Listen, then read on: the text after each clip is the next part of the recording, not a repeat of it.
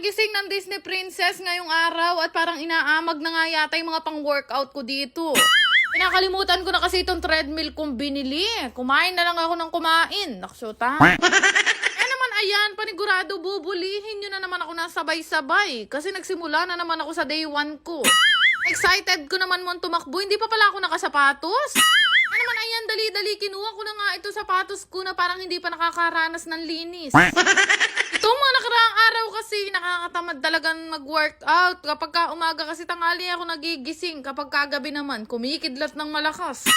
Pero ngayong araw, wala na akong excuse kasi si Bebo na ang nanggising sa akin. Simula kasi nung nauwi kami galing sa Boracay, hindi na talaga ako nakatakbo ulit. Sabi, mag-iisang oras na yata akong tumatakbo. Kalayo na yata nang narating ko.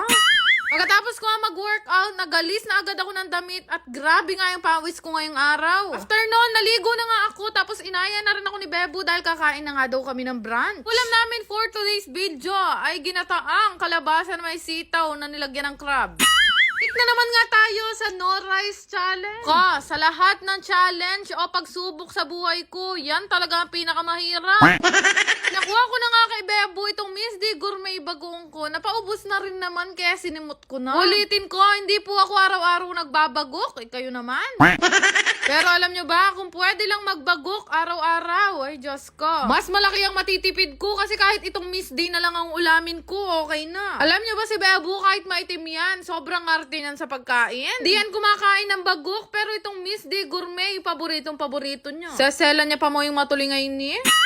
Tapos nga kaming kumain, nagbihis lang ako saglit dahil nakaligo naman na ako kanina. Bilisan lang kami nagbiyahe, papunta nga dito sa may Unitop, Baliwag dahil meron nga kaming kailangan pang bilhin. Actually, patapos na kasi yung rest house namin sa Pampanga at napakarami pa naming kulang na gamit. Ganon, hindi talaga biro ang pagpapagawa. Piruin mo yung kubo lang pinagawa namin. Katakot-takot na yung nagastos namin. Kagaya nga nito, yung rest house na pinagagawa namin ngayon, may 2 CR, kaya 2 inodoro set din ang hinahanap namin. Na nga lang ang pinamili ko nitong mga bowl. Panaya kasing tataklayan, kaya dapat komportable siya sa bibilin niya. Na lang, meron nga nakasale dito sa Unitop at ito na nga lang yung naisip namin bilhin 2 ni Bebo. Lang, bawat section nga na napupuntahan namin, nagbabago ang isip niya. Sipin nyo guys, ako ngang Disney princess, hindi na umaarte. Diyos ko, yung kasama ko, nang kasakit kaya, be? Dating kasi sa mga ganitong gamit, talaga naman ang gusto niya yung quality kahit na medyo mahal. Alang, ang mahirap sa amin 2 kapag meron siya nagustuhan. Ang sasabihin ko sa kanya, ay nakita ko yan sa Shopee, mura lang. Kaya naman ang ending, pagtatalunan pa namin yan hanggang sa wala kami mabili pareho. Naksyota.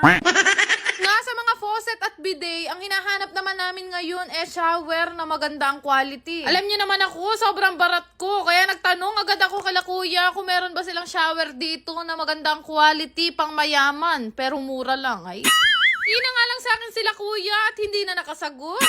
Bigla nilang iniba yung usapan, i-check na muna daw namin itong mga binili naming inodoro. Kasakit. Sana nga namin chinek to ni Bebo. Sabi ko nga sa inyo, 2 set ng inodoro yung binili namin. Ito nga yung nagustuhan ko kasi bukod sa mura, nakasale, modern style na nga siya. Tapos saktong-sakto lang din ang laki. Hanggang ngayon nga ito si Bebo, hindi pa rin siya tapos sa paghahanap ng bidet. Diyos ko, pila niya kaya bulditing matulingay ni? Sa kanya, umorder ka na lang sa TikTok shop. Samahan mo muna ako maghanap ng shower. Kaya lang, hindi niya ako sinumahan. Kaya ako na lang ang maghahanap. Ito nga nakita ko, perfect na. Kaya sinubukan ko na rin, pati yung paliligo ko.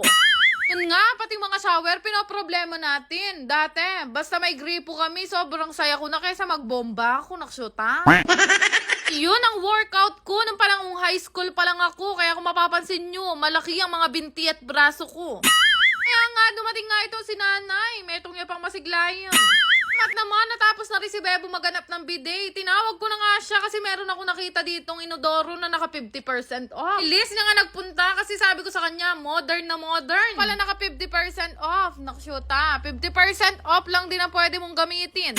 At finally, nakahanap at nakapili na nga rin kami na shower na ilalagay namin sa rest house. Sana lang sa mga hanapin namin na nilista ko bago kami umalis, syempre lababo. Nahanap nga namin yung matibay at stainless na kahit medyo pricey. Aba, nag-uusap nga kami 2 ni Bebo, ay Diyos ko, may nakarinig nga sa akin kung gaano ako kabarat.